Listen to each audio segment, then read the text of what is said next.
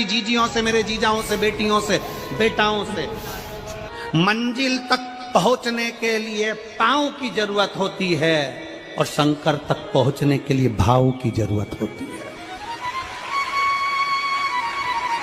मंजिल तक पहुंचना है तो पांव की जरूरत होगी और शंकर तक पहुंचना है, शिव तक पहुंचना है, शंकर से कुछ प्राप्त करना है, झोली पसार कर अपनी झोलियों में खुशियां प्राप्त करना है तो भाव की जरूरत होती है, केवल भाव।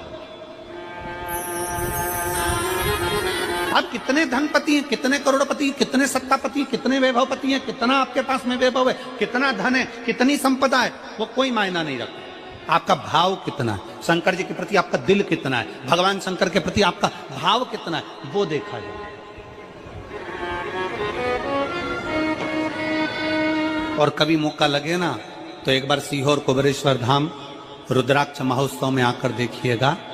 हीरे की चूड़ियां पहनने वाली मेरी जीजियां, जिनके घर में 10-10 नौकर काम करते हैं, वो भी कुबेरेश्वर धाम में बर्तन मांजने की सेवा करती हैं, आकर सेवा में लगी रहती हैं, भोजन बनाने की सेवा करती हैं। जिनके घर में 10 नौकर लगे हैं वो कुबेरेश्वर धाम में आकर बाबा की सेवा में लगती हैं। उनसे पूछो कि तुम क्यों सेवा करती हो, उनसे पूछो कि तुम यहाँ आकर क्यों करती हो सेवा, तो वो कहती हैं हम साल में एक बार बाबा के धाम आते हैं और कुबेरेश्वर बाबा के यहाँ आकर सेवा कर कर जाते हैं। साल भर कुबेर भंडारी इतना देता है कि हमारी सेवा के लिए 10 नौकर लाकर खड़ा कर देता है। ये उसकी कृपा, ये उसकी उदारता, ये उसकी दया। शंकर भगवान ने पूछा कौन सा रूप, तो कि जो मैं बचपन में भजती थी, जो मैं बचपन में भजती थी, जिसको मैंने बचपन में दर्शन किए हैं, छोटा सा शिवलिंग, छोटा सा शिव, ठीक है, छोटा सा शिवलिंग का रूप शंकर भगवान रखने को तैयार हो, ठीक है। शिवजी ने पूछा कि मुझे उठाएगा कौन। पार्वती जी मुस्कुरा कर कहती हैं सुनो भोलेनाथ, आप अगर अपने असली स्वरूप में बैठते हो ना तो दुनिया का कोई तुम्हें तिल भर नहीं हिला सकता, पर जब तुम छोटे से शिवलिंग के स्वरूप में हो जाते हो तो कोई बच्चा भी तुम्हें गोदी में ले लेता है, क्योंकि वो आपको भोला मानता है, वो आपको भोला मानता है, वो आपको भोला समझता है, सरल सहज।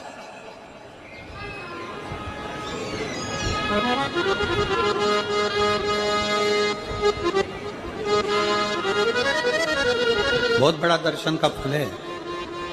शंकर भगवान की मूर्ति से दर्शन करने से ज्यादा बड़ा दर्शन का फल है शिवलिंग का दर्शन करना। स्वप्न में शंकर भगवान की मूर्ति को देखना, जटाजूट बांधे हुए शंकर जी को देखने से बड़ा फल है शंकर के शिवलिंग का स्वप्न में दर्शन करना। अगर सपने में किसी को शंकर का शिवलिंग दिखता है, सपने में कोई अपने घर से पानी चढ़ाने शंकर को जा रहा है, मैं लोटा भर के जल चढ़ा रही हूं, सपने में दिख रहा। और कई कई ऐसे भी होते हैं जिनको सपने में दिखने की जगह वो सपने में चल भी देती है।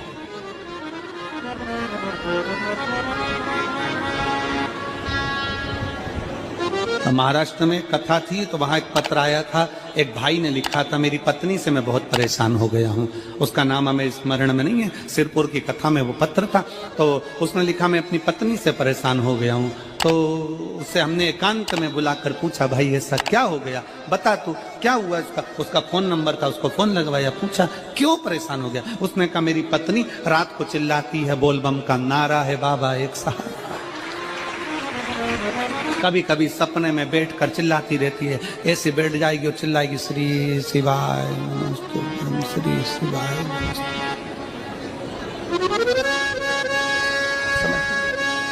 और तो और यहाँ तक तो चल जाता है गुरुजी, पर इससे आगे नहीं चल पाता है।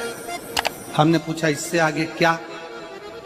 नींद में रसोई घर में जाना चाहिए, बाजू में बोतल रख के सोती है ना पानी पीने की, वही बाटल उठ के मेरे को शंकर जी समझ के उंडेल देती है। दिक्कत आ गई, नजदीक तक यहां तक भी चल जाएगा कि श्री शिवाय नमस्तुभ्यम जपे, और ये भी चल जाएगा कि बोल बम का नारा है और बाबा है, पर ये नहीं चलेगा कि वो पानी की बोतल ठंड में मेरे ऊपर डाल दे उनके लिए।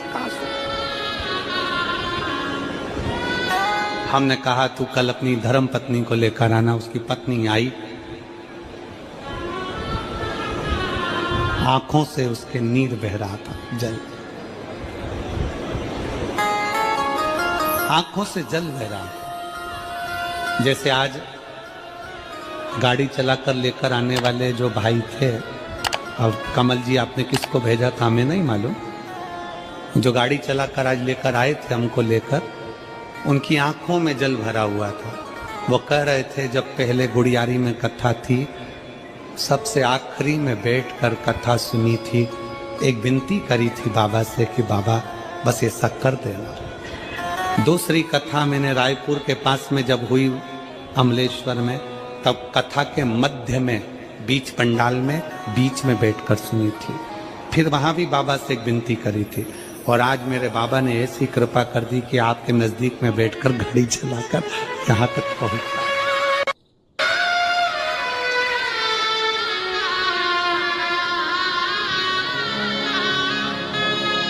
शिव कृपा। गाड़ी चलाते चलाते उनकी आंख में जल था, तो हमने उस दीदी से पूछा, जीजी तुम रो क्यों रही हो, ये बताओ रोने का कारण क्या है।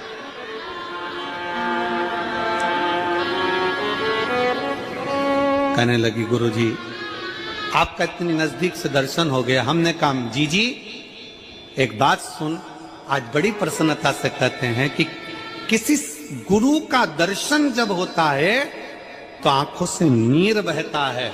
भगवान से प्रार्थना करना कि एक बार उसका दर्शन हो जाए तो हमारी जिंदगी उसकी हो जाए, उसका दीदार।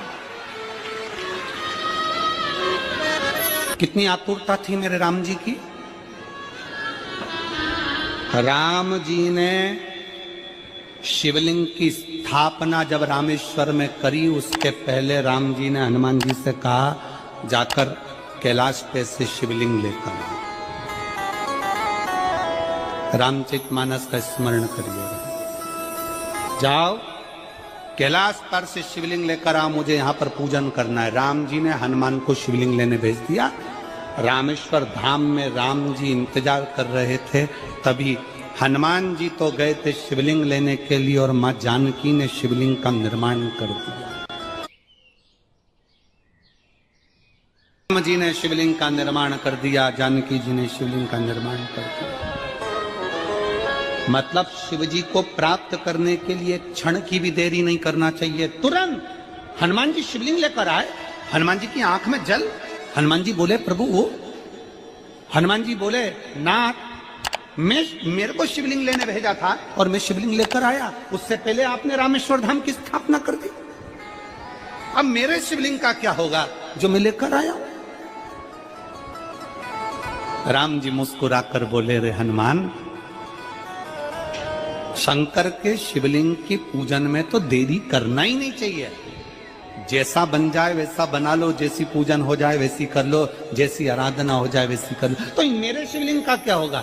राम जी ने कहा चिंता मत करो हनुमान, इस शिवलिंग को मैं ले जाकर स्थापित करता हूँ। एक शिवलिंग हनुमान जी महाराज का स्थापित करा, एक शिवलिंग सीता जी के हाथ का राम जी ने स्थापित करा। जो सीता जी के हाथ का स्थापित करा वो रामेश्वर शिवलिंग हुआ, और जो हनुमान जी के हाथ का स्थापित किया वो हनुमतेश्वर शिवलिंग हुआ, जो आज भी रामेश्वर में विराजमान। भगवान राम जी ने कहा सुनो हनुमान, जो रामेश्वर का दर्शन करने के लिए आएगा, रामेश्वर बाबा पर जल चढ़ाएगा, गंगोत्री से जल लेकर यहाँ पहुंचेगा, और गंगा जल जब वो रामेश्वर भगवान को चढ़ाएगा, रामेश्वर भगवान को चढ़ाया हुआ बड़े भाव से थोड़ा सा जल जब तक वो हनुमतेश्वर को नहीं चढ़ाएगा, तब तक उसके 12 ज्योतिर्लिंग की यात्रा पूर्ण नहीं होगी। हनुमतेश्वर ज्योतिर्लिंग पर भी शिवलिंग का रूप धारण करे शंकर जी विराजमान। भगवान के स्वरूप से बड़ा शिवलिंग, और जितना पूजन का मौका मिल जाए, कोई कह देना हमसे कोई कह दे किसी के यहाँ जाओ और कोई कह दे कि गुरुजी हमारे घर के मंदिर का दर्शन करिए, सबसे बड़ी खुशी हमारे जीवन की। ऐसा लगता है अंदर फुलझड़ियां फूट गई, उसमें भगवान शंकर का दर्शन होगा, उसमें लाडले ठाकुर का दर्शन होगा, उसमें उनकी कुल देवी का दर्शन होगा, उसमें देवता का दर्शन होगा। परिवार से मिलेंगे बाद में, पहले मिलो अंदर विराजमान शिव से।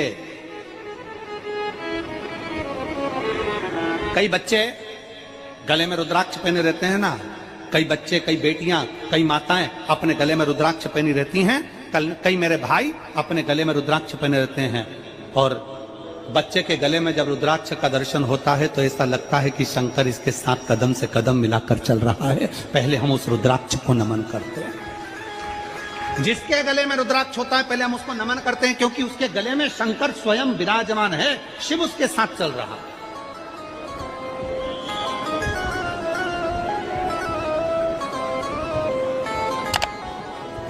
शिव उसकी साक्षी दे रहा है।